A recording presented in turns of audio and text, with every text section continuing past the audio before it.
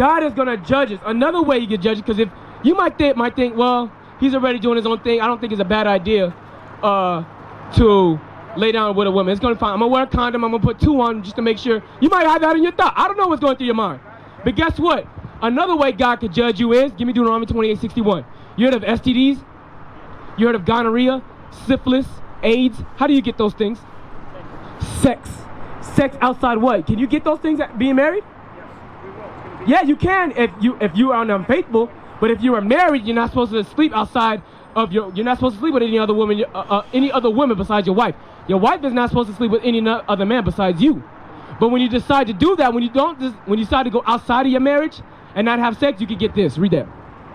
Deuteronomy chapter 28, verse 61. So this is a judgment, or this is a curse for our people who don't want to keep the honorable marriage. Right? Read. Verse 61.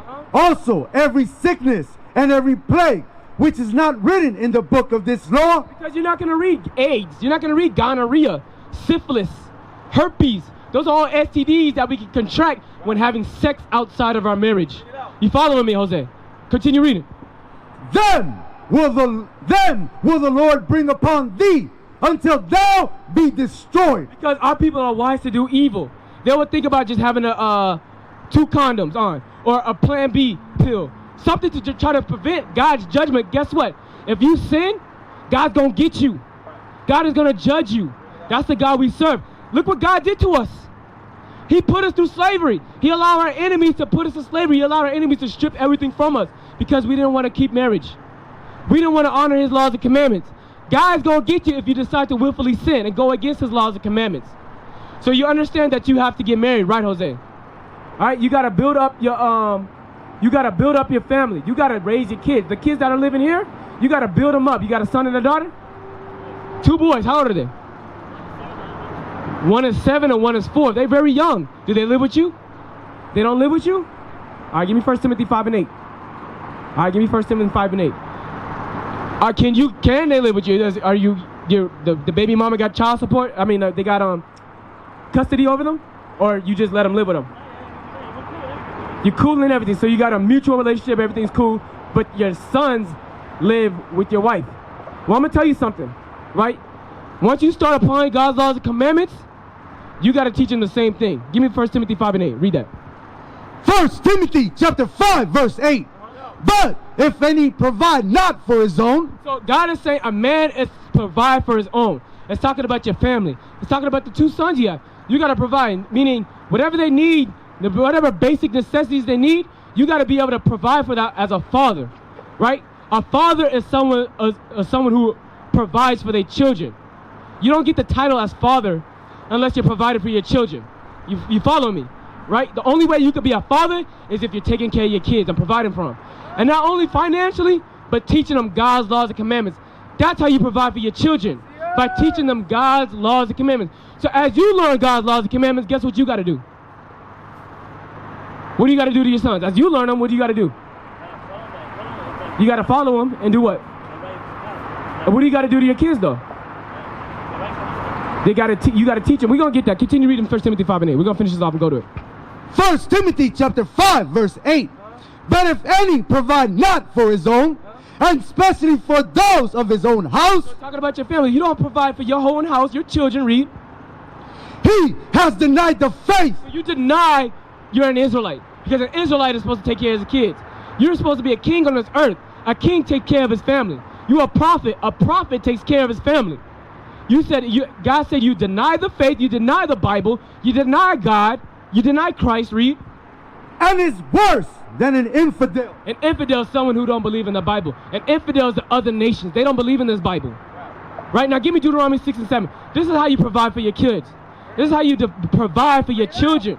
Because guess what? Do you want your sons to make the same mistakes as you? So what steps are you going to take to make sure your sons don't make the same mistakes? Be with them and do what? Love them. How? Show them the love of God. What's the love of God? We're going to get into all that. But what you're saying is right. We're going to answer all that. I'm going to show you. Here's the love of God. Here's what you got to do when you're being with them. Deuteronomy 6, start at verse 1. Deuteronomy chapter 6, verse 1. Now these are the commandments, the statutes, and the judgments which the Lord your God commanded you to teach you. Moses is still talking about the judgments, the commandments, the statutes of God, the same ones that we broke and got us into the situation, got us into slavery, right? He's talking about this right now. Now read verse 7. What were we supposed to do with these things? Read. Verse 7. And thou shalt teach them diligently unto the children, and shalt talk of them. So God said we're supposed to teach diligently what to our children? What are we supposed to teach diligently to our children? The what? What did we read in verse 1? The laws, the commandments, and his judgments. That's what we're supposed to be teaching our kids, right? Because the reason why you made certain mistakes in your life, you didn't know God's laws and commandments. You didn't know his judgments. So in order for your kids not to follow by the bad example that you left, you got to teach them God's laws and commandments, meaning you got to learn them and teach to them. Continue to read them, because you said you got to be with them. Be with them and do what? Read. And shall talk of them when thou sittest in thy house. So when your sons are visiting you, your sons visit you? Sometimes they do. So when they're visiting you, you watching TV or whatever you're doing, teach them God's laws and commandments. Spend time with them. Teach them, hey, listen, hey, I did this in the past, but guess what? God said do it this way so you don't fall in the same mistakes of mine. So you don't have to worry about having kids and you can't take care of them. You can marry a sister. You can learn how to find a good wife, a virtuous wife, and marry her so you can grow a family together. Because that's the goal, right? You want that for your children, right? You got to teach them God's laws and commandments when they come turn your head. Read.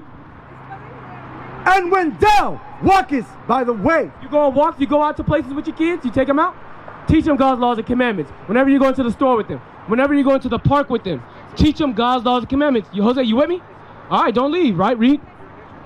And when thou liest down, and when thou risest up, and thou shalt bind them for a sign upon thy hand, and there shall be a frontlets between thy eyes. Meaning, they're supposed to be in your mind. You're supposed to know about, you're supposed to be talking about these laws and commandments day and night. Teach your kids all the time. Every time you get a chance, teach your kids how to live, how to love God, how to apply God's laws and commandments.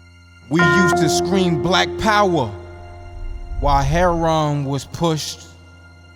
But at the end of the day, nothing's in vain. IUIC has been given a vision. The tents of Judah has risen. Many has attempted the mission. Minor murmuring, omitting, and missing the mark. Just reading that he had the flame of fire in his eyes gave us the spark. We on Paul's mission. We out on the road, purple and gold. From Mexico, Cuba, Haiti, Ghana, Sierra Leone. 144,000 boots banging, concrete crackling. These are our men repented at heart. The scriptures is proof. IUIC, we deliver the truth.